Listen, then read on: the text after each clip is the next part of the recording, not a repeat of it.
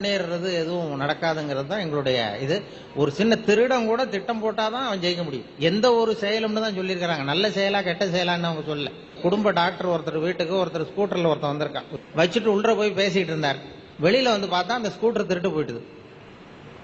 உடனே இவங்க போலீஸ்ல புகார் கொடுத்துட்டாங்க.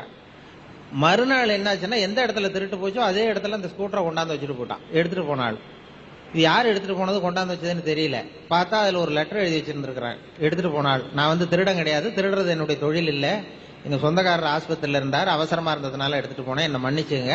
இருந்தாலும் திருடுனது திருட்டு தான், என்னுடைய மனசாட்சி என்ன உறுத்துது, என்ன நீங்க மன்னிச்சுக்கணும். இருந்தாலும் என்னால உங்களுக்கு ஒன்றும் செய்ய முடியாது.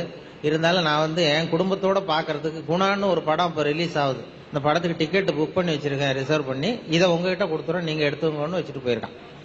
சரின்னு பாருங்க, இப்படி ஒரு நல்லவன் சொல்லி அந்த டிக்கெட் எடுத்துட்டு அந்த டாக்டரும் குடும்பத்தோட சினிமா பார்த்துட்டு வந்தா வீட்டுல இருக்கிறது பூரா திருடிட்டு போட்டானா.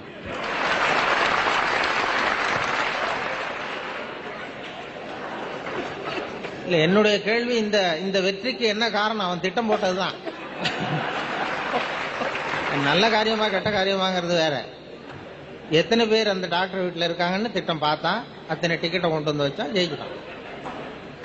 எந்த காரியமா இருந்தாலும் திட்டம் அப்படி போட்டாதான் ஜெயிக்க முடியும். ஒவ்வொரு மனுஷனும் 3 பேரா. நான் வந்து என்னை பத்தி என்ன நினைக்கிறேனோ அது ஒரு மனுஷன், என்னை பத்தி நீங்க என்ன நினைக்கிறீங்களோ அது ஒரு மனிதன். நம்ம 2 பேருக்கும் தெரியாத எனக்குள்ள இருக்கிறான், அவன் தான் 3வது மனிதன். Thanks for watching. A like would be appreciated. And don't forget to subscribe.